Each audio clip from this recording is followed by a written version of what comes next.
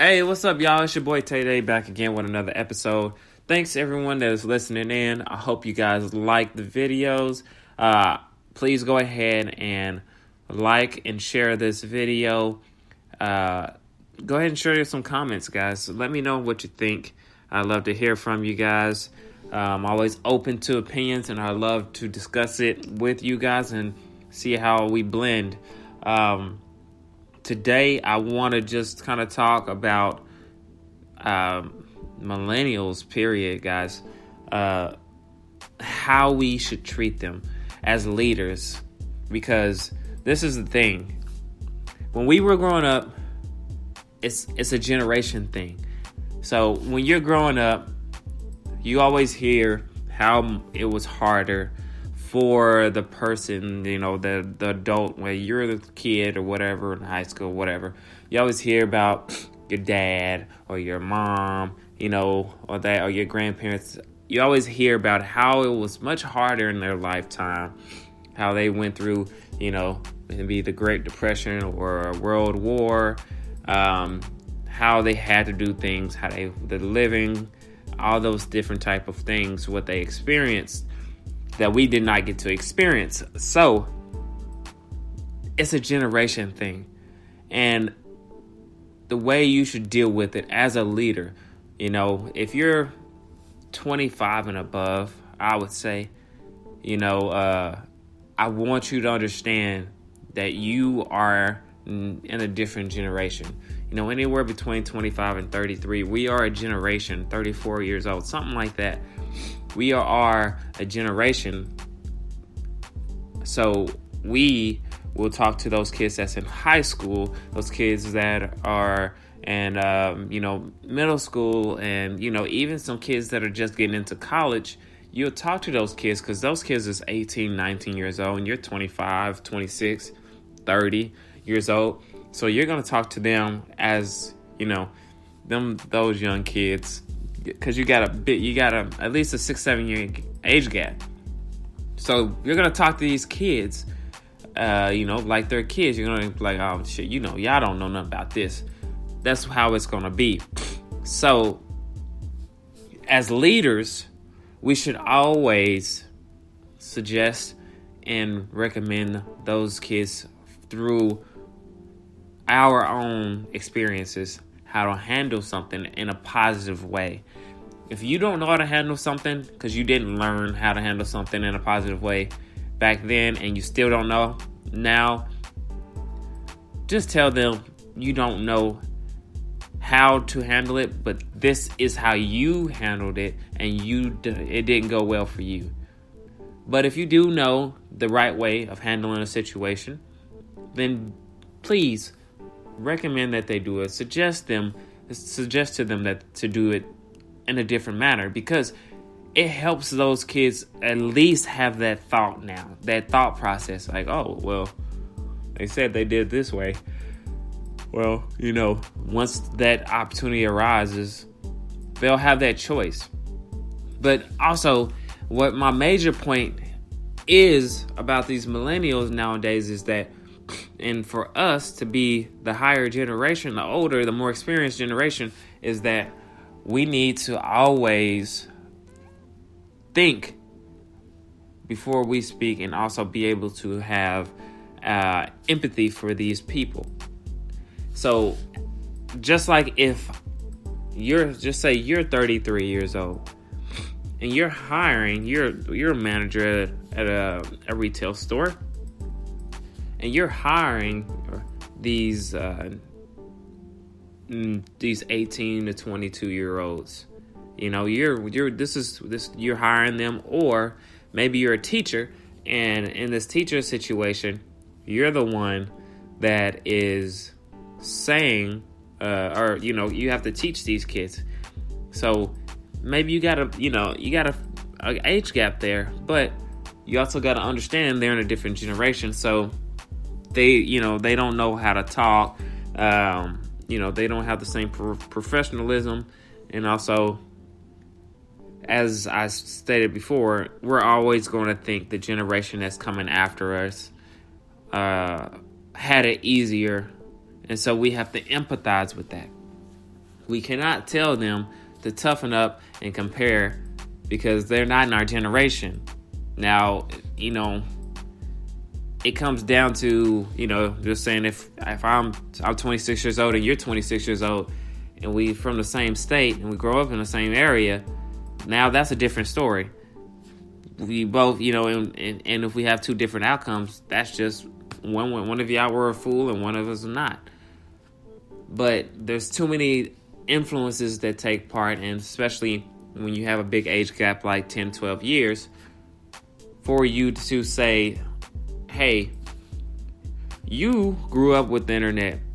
I didn't grow up with the internet. The internet wasn't popping, wasn't important until I was already in high school or blah, blah, blah, blah. Or telling them, oh man, you ain't got nothing. You got all this technology nowadays. You got all these different ways of making money. And you think you can't make money. Oh, you lazy. You this, you that. We can't talk to them like that. But it does not mean you cannot be firm and upfront with them. Now, empathizing with them and saying, hey, if you can't get the job done, hey, I understand that, this seems tough for you. This is how you're used to doing it and blah, blah, blah. And you can't understand this, hey, keep working hard, practice it, blah, blah, blah. And then you can turn over and be firm with them. But tell them as a boss, as a leader, you got to let them know what reality is really. And tell them in the same calm manner. Like, hey, if you can't get this, I'm sorry, but I'm going to have to go, I have to get somebody else that can do this, that can understand this and get it. That's it. Of course, this sounds like a softer version of it, but it's still firm. Instead of saying, hey, you better get this or you're not going to have a job. You need to get this or you're going to fail my class. And you can say it that way, but it has less of a chance of you getting through to them. Now, saying it as I was saying, like, okay, if you're a student in my class, hey, I want to talk to you about this. This is me empathizing with the student. So I want to talk to you about, you got consistent, you got the last two, 3 grades. I can see you're not understanding it. Maybe you should try out some tutoring. Hey, maybe this or that. Give them some options to do something about it. But they have to do it on their own time. Now they have to care enough to reach into that pocket and try to pull out some gold so they can understand it and catch up with the other students that already get it. But if they don't waste your time. Don't overreach into someone's pocket for them and make them do something. Just offer that suggestion, offer these recommendations. And if they decide that they do not want that help, they don't need it, or they don't think it's a priority enough, then allow them to fail. Jimmy over here may be hungrier than Josh over here that has every opportunity to do what Jimmy is doing. So we want to make sure that we stay firm. Firm is a requirement, regardless if you're a student, if you're a teacher, if you are a business owner or a manager, whatever it is, you have to be firm with your people. And firm does not always mean aggressive. Firm is straight to the point, but you can do it in a professional manner. There's always a professionalism somewhere with your firmness, and that's the best way to get through to someone, because you have to help them understand that, okay, I'm running a business now. Jimmy's helping me make money, I'm profiting off of Jimmy. But Josh over here, Josh is lazy. He's not attempting to sell. He's just going with the flow. He don't feel any pressure because he is just scooting by, getting paid by the hour. So Regardless if you decide to buy these pair of shoes or these socks or these shoestrings, Josh is still going to get paid.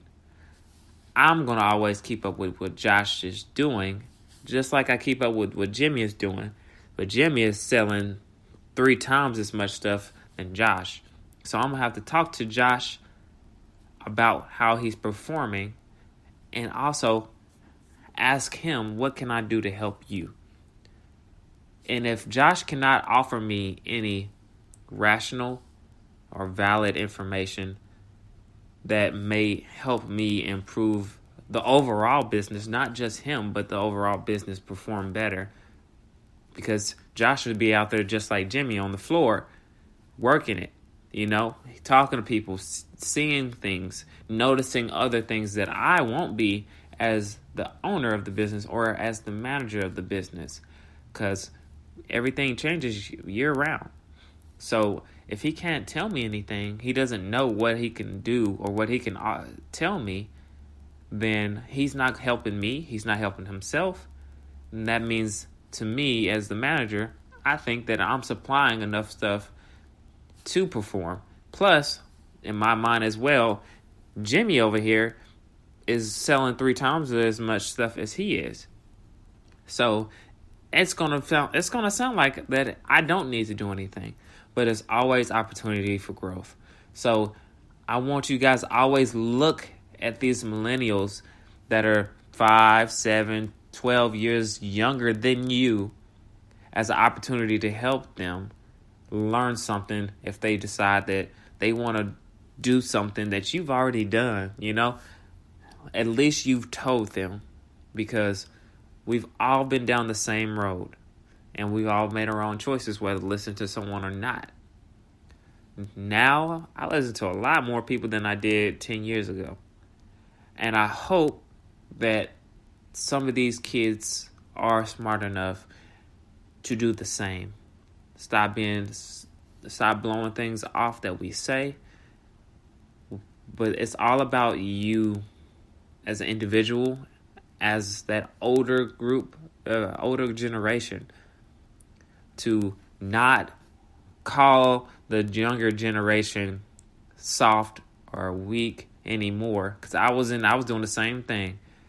But now we have to adapt. Just like we have to adapt to the internet and how fast it's moving and what goes on. We have to adapt to the young ones, these other humans that are growing up with different stuff. We have to adapt to what they have, empathize with it, and still deliver the message. All right? Thank you guys for listening in. Make sure you guys are liking and following my podcast, guys. I have great things in mind. I have bigger things going on. And make sure you follow my blog and pod page on Facebook. Those are my live videos. I will be posting live videos, not of just me, but of other people as well. Sitting down, asking questions to just normal people, having fun, just enjoying everything that's going on. So I want you guys to make sure blog and pod on my Facebook. If you can't find my blog and pod page, then it's connected to my original, which is just my name, Devontae Nico Parker. You can find me on Facebook, and you can get connected through that with my blog and pod page. All right, guys. Thanks for listening. Peace out.